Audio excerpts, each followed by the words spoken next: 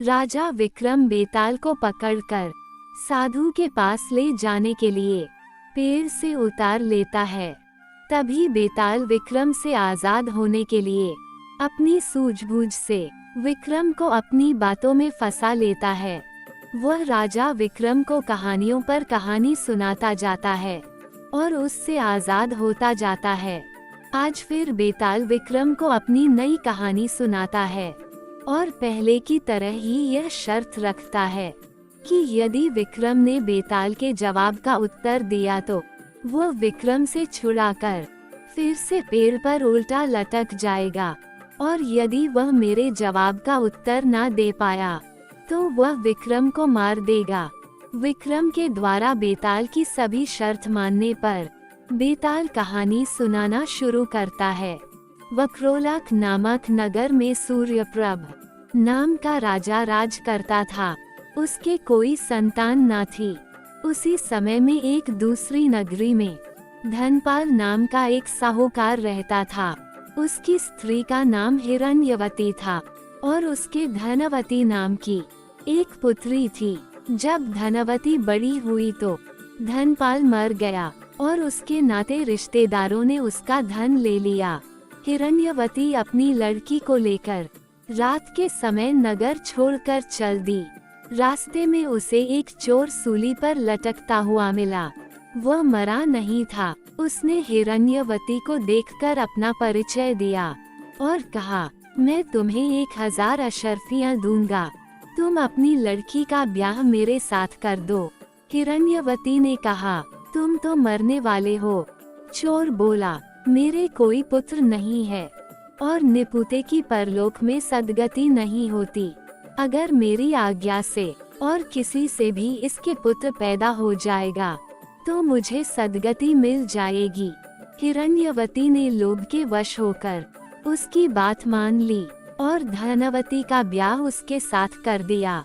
चोर बोला, इस बड़ के पेड़ के नीचे अशर्फियाँ गड़ी हैं, सो ले लेना और मेरे प्राण निकलने पर मेरा क्रिया कर्म करके तुम अपनी बेटी के साथ अपने नगर में चली जाना। इतना कहकर चोर मर गया। हिरण्यवती ने जमीन खोदकर अशर्फियाँ निकाली, चोर का क्रिया कर्म किया और अपने नगर में लौट आई। उसी नगर में वसुदत्त नाम का एक गुरु था जिसके मनस्वामी नाम का शिष्य था। वह शिष्य एक वेश्या से प्रेम करता था। वेश्या उससे 500 अशर्फियाँ मांगती थी। वह कहाँ से लाकर देता। संयोग से धनवती ने मनस्वामी को देखा और वह उसे चाहने लगी। उसने अपनी दासी को उसके पास भेजा।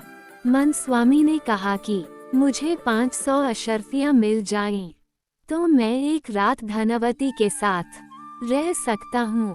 हिरण्यवती राजी हो गई। उसने मनस्वामी को 500 अशर्फियाँ दे दी। बाद में धनवती के एक पुत्र उत्पन्न हुआ। उसी रात शिवाजी ने सपने में उन्हें दर्शन देकर कहा, तुम इस बालक को 1000 अशर्फियों के साथ राजा के महल के दरवाजे पर रखाओ। माँ बेटी ने ऐसा ही किया। उधर शिवाजी ने राजा को सपने में दर्शन देकर कहा, तुम्हारे द्वार पर किसी ने धन के साथ लड़का रख दिया है, उसे ग्रहण करो। राजा ने अपने नौकरों को भेजकर बालक और अशर्फियों को मंगा लिया। बालक का नाम उसने चंद्रप्रभ रखा। जब वह लड़का बड़ा हुआ तो उसे गद्दी सौंपकर राजा काशी चला गया और कुछ दिन बाद मर गया। पिता के ऋण से उऋण होने के लिए चंद्रप्रभ तीर्थ करने निकला। जब वह घूमते हुए गयाकूप पहुंचा और पिंडदान किया तो उसमें से 3 हाथ एक साथ निकले। चंद्रप्रभ ने चकित होकर ब्राह्मणों से पूछा कि किसको पिंड दूं? उन्होंने कहा, लोहे की कील वाला चोर का हाथ है, पवित्री वाला ब्राह्मण का है और अंगूठी वाला राजा का। आप तय करो कि किसको देना है। इतना कहकर बेताल बोला, राजन, तुम बताओ कि उसे किसको पिंड देना चाहिए। राजा ने कहा, चोर को, क्योंकि वह उसी का पुत्र था। मनस्वामी उसका पिता इसलिए नहीं हो सकता कि वह तो एक रात के लिए पैसे से खरीदा हुआ था। राजा भी उसका पिता नहीं हो सकता, क्योंकि उसे बालक को पालने के लिए धन मिल गया था, इसलिए चोर ही पिंड का अधिकारी है। इतना सुनकर बेताल फिर पेड़ पर जा लटका और राजा को वहां जाकर उसे वापस लाना पड़ा।